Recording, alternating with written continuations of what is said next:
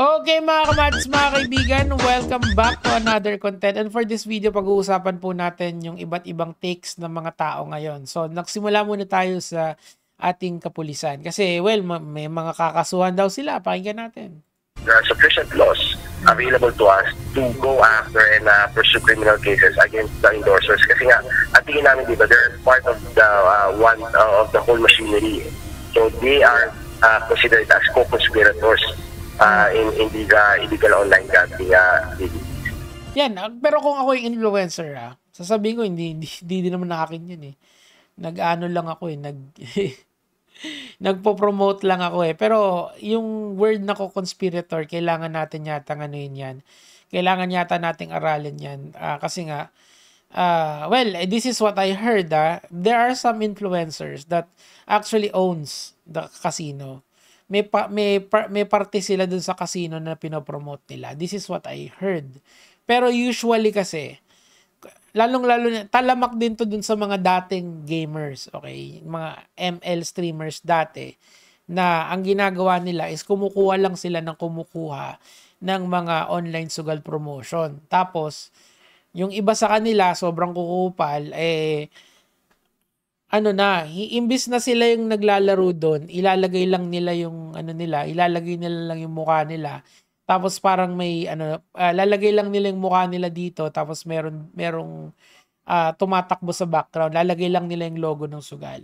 So, yun lang yung involvement nila. Literal na kinukuha lang nila yung kanilang talent fee. Okay? So, I'm not sure kung kung matatawag mong co-conspirators yung mga yan. But you know, sabi ko nga sa inyo, mas maganda may batas na talagang nagsasabi na pag nag-promote ka ng illegal na sugal, whether you are part of it or not, basta tumanggap ka ng pera sa illegal na sugal, doon, yari ka na agad. Walang ganun kasi. And marami kasi kung kilalang influencers. And actually, ganun yung influencer market ngayon. And ako, nakakatempe, minsan talaga eh. Pero alam mo yun, marami na akong mali dito sa social media, ayoko nang dagdagan. Kung may langit man, baka pumasa ako ng konti. Pero malamang hindi eh. Well, nakaka-guilty naman talaga if you think about it, yung effect nito sa tao. And me, being a former poker player, nakikita ko talaga na nilululong mo yung tao sa masamang bisyo. And yun nga yung isang sasabihin dito ni Gloco. Ganda ng transition ko doon. Shoutouts kay Gloco, basahin natin to. Sabi dito, I still see people defending gambling how it's a choice, and people who get addicted to it just get good and manage themselves properly. I feel like that's such a privileged take. Ayun, yun pala. You can argue how deeply rooted it is in our culture and whatnot. Ito muna. Ako kasi, I really don't blame the people na nagpo-promote nito. In the sense na alam ko kung bakit sila nagpo-promote. Kasi easy money talaga yan. It's the easiest money that you can ever have. Especially nung simula nito, nung Philwin days. Diyos ko, napakadaling kumita ng pera dyan. Especially if you are a big influencer. And yun kasi yung sa tingin ko genesis nitong mga online gambling na to eh. Although online gambling has been there before, yung mga Pogo and yung mga Pigo na tinatawag. Pogo is overseas, Pigo is nasa atin. Yung server yata ay nasa Cagayan. But let's focus first on the Pogo na pinopromote nung mga influencers. So dati kasi may site called Philwin. Okay, si Philwin kasi basang-basa ko na yon, sinabi ko na yon na magra-rug pull yan. 'Di ba nag-rug pull nga siya? Kasi nga illegal siya. Okay, hindi siya under PAGCOR, number 1. Doon pa lang red flag na, tapos na eh. Number 2 is yung business model niya. Kasi usually ang mga ganyang website, mga ganyang anong tawag dito, mga ganyang website, walang totoong pera yan. Pinapaikot lang nila yung players money. Hindi ganun dapat. Kasi if you are an online casino or a casino for that matter, yung brick and mortar casino na tinatawag, dapat meron kang sa cage mo, meron kang enough money to cover all the chips you have sa playing sa casino mo. And the same goes with online casinos. Kaya ang PAGCOR, yun yung trabaho nila para nakakabayad ka kaagad, on time ka lagi. So, in a sense, kailangan meron kang bangko ng pera kasi syempre maraming pera. Diba? So, well, sa online hindi ganoon kasi sa online illegal na ganyan, mas maraming scammer.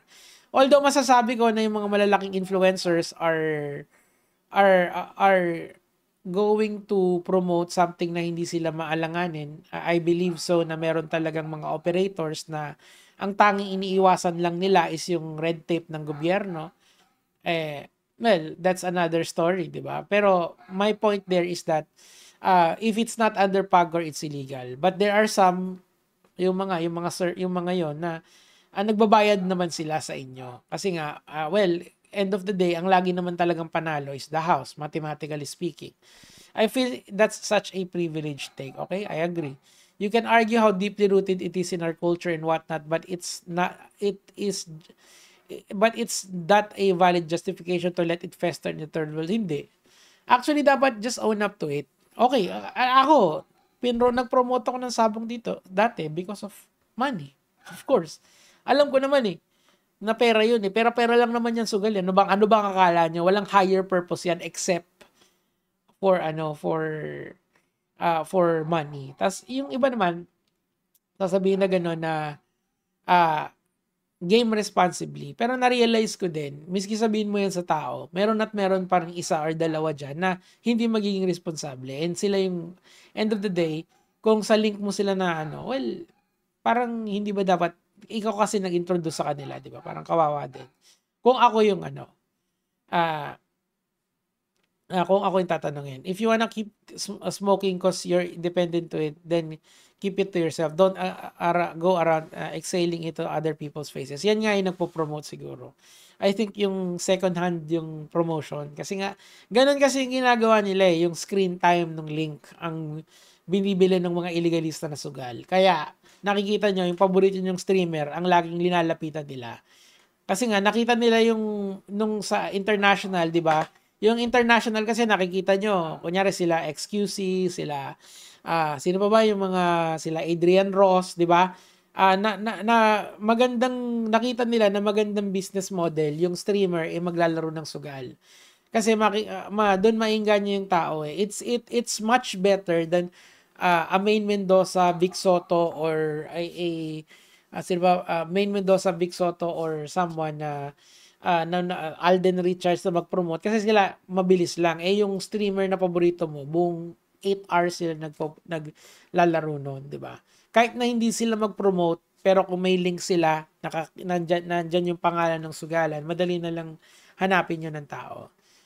Okay, so, let's move on to our final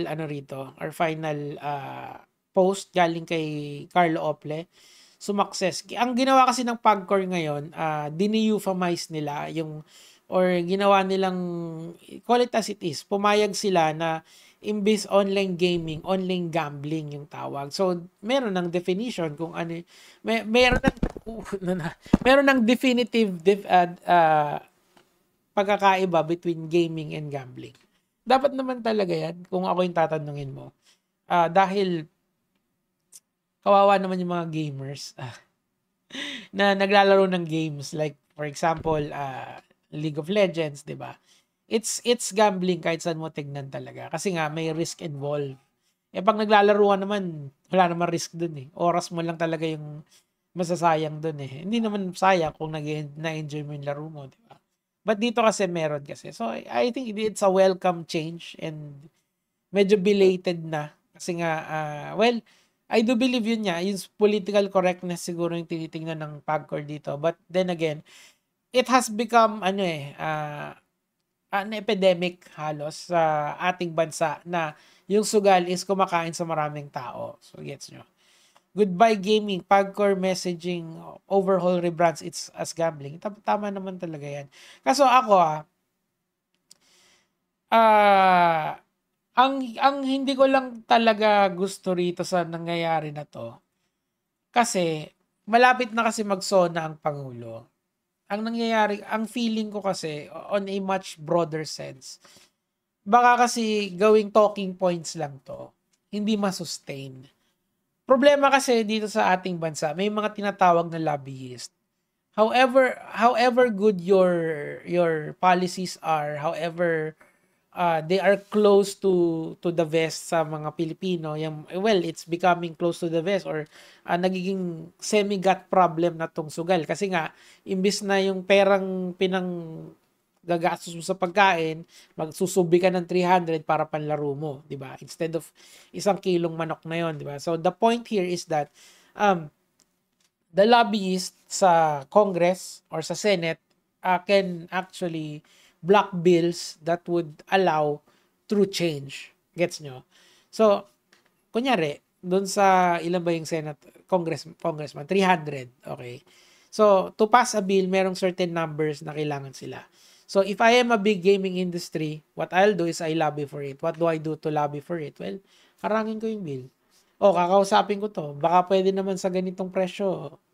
Wag mong pirmahan yan. Magno ka dyan. I-veto mo yan. Ilaban mo yan. And sa Senate din, gano'n. Point here is that it's all well and good. Ang ayoko lang talaga, it's only a talking point. Kasi malapit na magsona yung isa si BBM Baka kasi hanggang dun lang tayo. After nito, wala, balik back to normal na naman. Walang makakasuhan. Tuloy-tuloy pa rin yung ligaya ng mga illegal at legal na gaming sites, di ba? So, let's see what will happen in the next few days. Kasi kailangan to. Kasi malapit na mag-20th Congress Tingnan natin kung magiging priority measure nila to stop online gambling. In my opinion, money is good. Yun lang naman yung sa akin for today, Gege mga lod.